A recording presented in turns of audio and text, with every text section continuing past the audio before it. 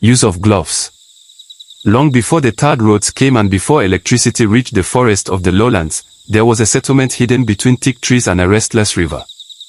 The village was called Ebieiku, a name given by the ancestors, meaning the place where mistakes do not go unpunished.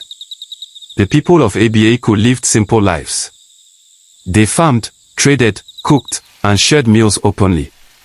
Food was the heart of the village. Every celebration, burial, naming ceremony, and market day depended on food prepared by human hands.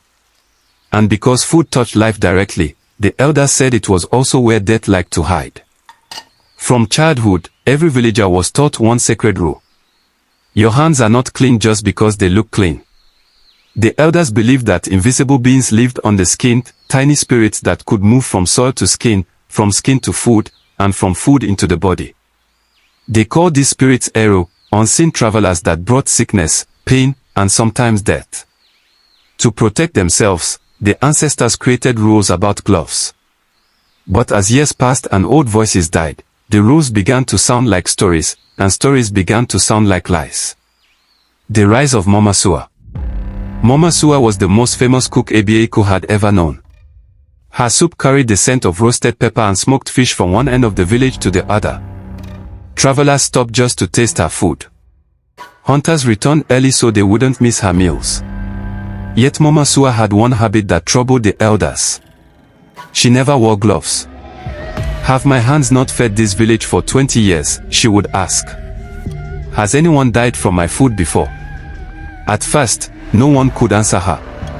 Momasua touched raw meat, wiped sweat from her face, counted dirty cowries, cleaned her cooking area, and returned her bare hands into the pot. She believed fire killed all things, and pride killed every warning. The elders reminded her gently.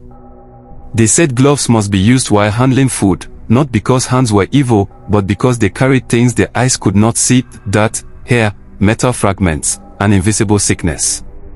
Momasua laughed. She said gloves were for weak people and strangers who didn't trust their own bodies. The first signs. The sickness did not come suddenly. It started quietly. A child vomited after eating. A trader complained of stomach pain. A hunter developed fever that no herb could cure. At first, the village blamed bad water, bad luck, angry ancestors, everything except careless hands. But the wise woman, Ayogun, noticed the pattern. Everyone who fell sick had eaten from Momasua's pot. She warned again. When you touch food with bare hands, you carry arrow into the meal. You may not feel it, but the eater will. Food poisoning, she explained, was not a curse, it was a punishment for ignoring protection. Some survived. Some did not. Momasua refused to change. The curse of reused gloves. When the village council finally forced Momasua to wear gloves, she agreed, but wrongly. She wore single-use gloves for days without removing them. She cooked, cleaned, rested, and returned to work with the same pair. The elders were horrified. They said disposable gloves were made for one task only. If used too long, they trapped dirt and sickness inside, turning into a breeding ground for death. For hours, they warned. Beyond that, the glove becomes worse than bare skin. Momasua ignored them. Soon, her customers grew sicker than before. The gloves were torn, soiled, sweaty. She touched food after interruptions, after leaving the kitchen, after handling waste, after coughing into her hands. That was when the first death occurred. A young bride collapsed before dawn. The village mourned. The elders said the glove had become a vessel for Eru. The forbidden cloth gloves. Trying to prove the elders wrong, Momasua switched to cloth gloves. Big mistake. Cloth absorbed everything: dirt, sweat, blood, sickness. Instead of blocking contamination, it stored it. The elders cried out. Cloth gloves must never touch food directly. But Momasua used them anyway. The sickness returned faster this time. People developed sores. Children grew weak. Food tasted the same, but bodies rejected it. The village began to fear Momasua's kitchen. They whispered that her hands had become cursed. Fire and oven gloves. One night, a young helper tried to remove hot trays from the oven with bare hands. He believed speed was better than protection. The fire spirits disagreed. His palms burned deeply.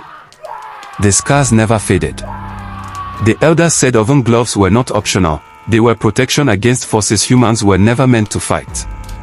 From that day, oven gloves were used only for hot pans and trays, never for anything else. The blood of the butchers. In the slaughter area, men mocked cut-resistant gloves. They said real men felt pain.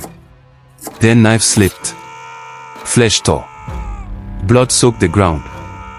Those who refused protection lost skin, fingers, and strength. The elders thought that cut-resistant gloves could touch only frozen food or large cooked meat, never ready-to-eat meals. And they had to be washed and sanitized daily. Any interruption required a change. The spirits of steel were unforgiving. The wash area curse. At the pot wash section, those who ignored black rubber gloves developed strange rashes. Their hands cracked. Their nails fell off. They washed plates touched by sickness with bare hands. The sickness climbed back onto them. Rubber gloves became law. Stores and maintenance. Boxes crushed careless fingers. Rust cut unprotected hands. Heavy-duty cloth gloves saved lives in stores and maintenance areas. Those who ignored the rule were injured mysteriously. Tools slipped.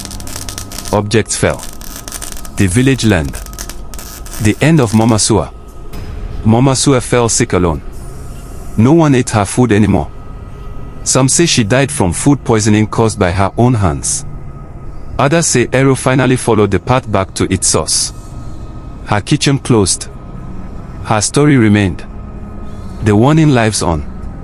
Till today, elders of ABA say, always wear gloves when handling food.